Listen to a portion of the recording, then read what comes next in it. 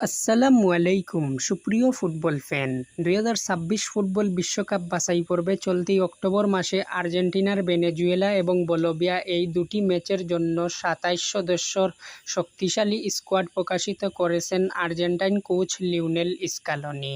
চলুন দেখে নেওয়া যাক আর্জেন্টাইন কোচ লিওনেল স্কালোনির 27 সদস্যর শক্তিশালী স্কোয়াডে কারা কারা রয়েছেন।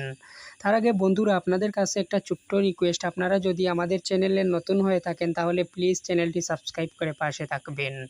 এমিলিয়ানো মার্টিনেজ দুটি ম্যাচের জন্য নিষিদ্ধ হওয়ার কারণে আর্জেন্টাইন স্কোয়াডে গোলকিপার হিসেবে 3 জন রয়েছেন।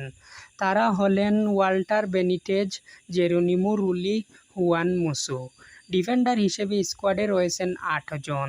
তারা হলেন Gonzalo Montiel, Nahuel Molina, Cristiano Romero, Leandro Balerdi, German Pezzella, Nicolas Otamendi, Lisandro Martinez এবং মার্কুস আকুনা।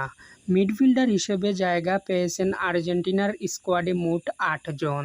তারা হলেন Nicolas Tagliafico, Leandro Paredes, Mac Allister, Rodrigo De Paul, Exequiel Palacios, Enzo Fernandez, Giovani Lo Celso, Thiago Almada. এবং আর্জেন্টিনার forward হিসেবে coach Lionel স্কালোনির স্কোয়াডে জায়গা পেয়েছেন মোট 8 জন।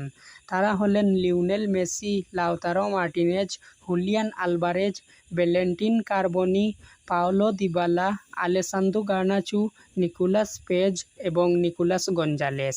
তো বন্ধুরা, আর্জেন্টিনার প্রকাশিত এই স্কোয়াড আপনাদের কাছে কেমন লাগলো তা অবশ্যই কমেন্ট করে জানাবেন।